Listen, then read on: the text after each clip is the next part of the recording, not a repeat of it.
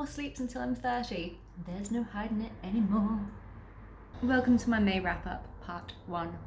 The first book I'm going to speak to you about today is called Dear Edward by Anne Napolitano. This is a story about a young boy who is the sole survivor on a plane crash to Los Angeles. All of his immediate family was on board, his mum, dad, his brother, so after the crash he gets taken in by his aunt and uncle and he has to kind of learn to adapt to this new life and deal with the trauma of having this horrible accident happen to him. The first half of this book was so bloody good. You know, we were like getting to know all the characters and there was all the suspense knowing what was to come. And then the second half of the book came around and it just felt so slow paced to me. And I get it, it's a contemporary coming of age story, which is not my kind of thing at all. But I did buy this book a long time ago and it's been like tapping its proverbial foot at me for a very long time. And yeah, ages ago, this book did really get a lot of hype. It definitely did its rounds on BookTube and Bookstagram. Everyone seemed to be like raving about it. So I was like, okay, let's dig in. I was a bit hesitant with it because it's about a plane crash and I am a very nervous flyer. It is a bit of an irrational fear of mine, I think, flying. What are the chances? But yes, it is scary to me. So I was always like, no, I don't know if I really want to read this book. But I did in the end, and where to start? So as the title suggests, the book is about this boy called Edward, and after the plane crash, he forms this connection with his neighbour, this girl. And the whole book is kind of just like how he moves on with his life.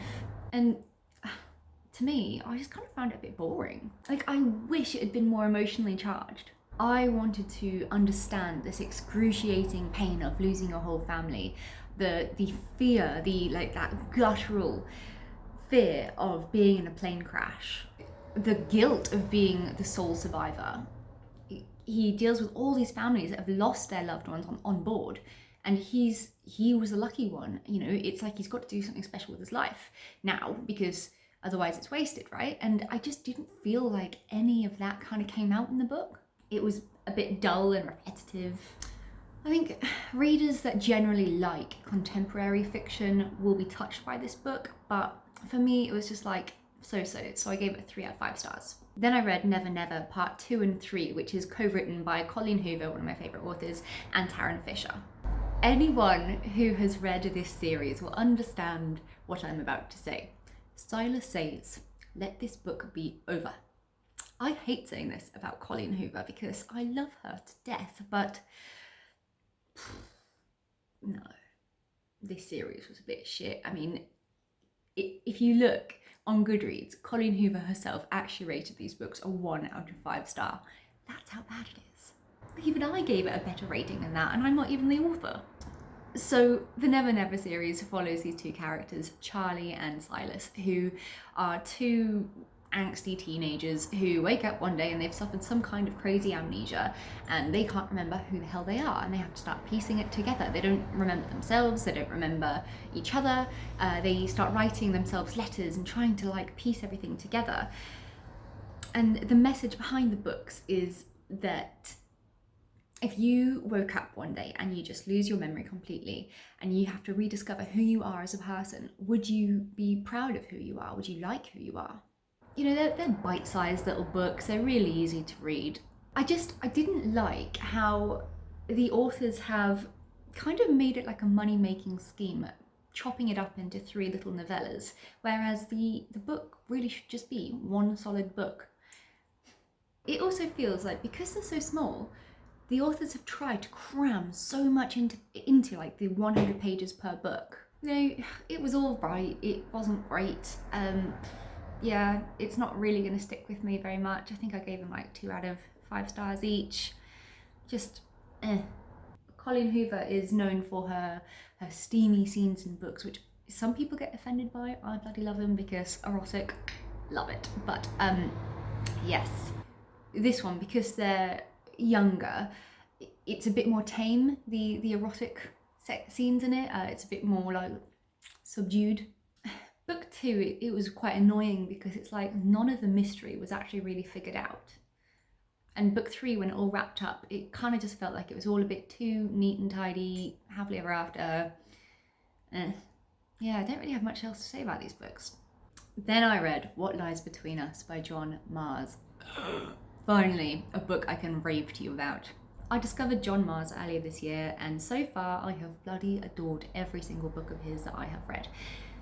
The premise of What Lies Between Us didn't really interest me too much though, so I've been putting it off. All I knew is it was about these two women called Maggie and Nina who live in the same house, and every other night they have dinner together, and then Nina puts Maggie back into an attic where she is basically imprisoned because a long time ago Maggie did something bad to Nina and now she's paying the ultimate price. And in a way, that premise kind of sounded a bit like Misery by Stephen King. I can reference that now because I've read Misery and it was awful. Sorry, not sorry. Kind of felt like it was going to be about this like deranged woman who was holding someone hostage in a house. But it was so much more than that, and I should have realised that because it is John Mars. So it's a book told from dual timelines, telling us like past and present, flitting between Nina and Maggie's point of views. After a couple of chapters, I was really reminded of that true crime case, Gypsy Rose Blanchard. But I don't want to spoil anything, so it is the kind of book that is so addictive, you will just fly through it. It keeps you on your toes. It's got like this death grip. It is sinister, dark, disturbing, just fantastic. If you can't guess yet, I did give it 5 out of 5 stars.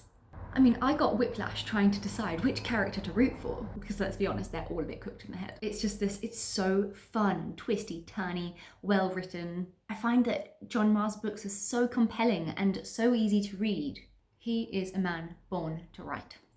I loved the unreliable narrators. I loved the complex dynamic mother-daughter relationship. I loved the shock factor that this book gave me. I mean, there were times where I literally just wanted to drop my jaw onto the floor. The tension in this book was palpable. And my God, the ending, as always, no spoilers here, but oh my God, it was genius. It was earth-shattering. Oh my God, I've got like writer's envy over this man. Everyone should read John Mars. There's this moment in the book where you're reading it and you're not quite at the end and you're like, there is absolutely no possible way there could be a good ending out of this. And then it happens and you're just like, what the hell did I just read? I think it's the kind of book that will leave you with a giant book hangover because whatever you read next is just not going to compare. I did spot a rumour that Renee Zellweger's production company bought the film rights. So I did some little sleuthing. I messaged the author, John Mars, and he responded to me. And yes, it is true, the film rights have been bought. And I actually think that Renee Zellweger, oh God, I've like completely lost my mind now. Zellweger, I'm pretty sure that's how you pronounce it. Anyway, Renee, I think that she would make a perfect Maggie. I did say this to Mr. Mars, and he said that he doesn't actually know if she will be involved in the actual acting of it, but there's no update on when the filming or all that kind of stuff is happening, but he's very much excited about it. So this is a book that will one day be coming to your screen, and I can't bloody wait.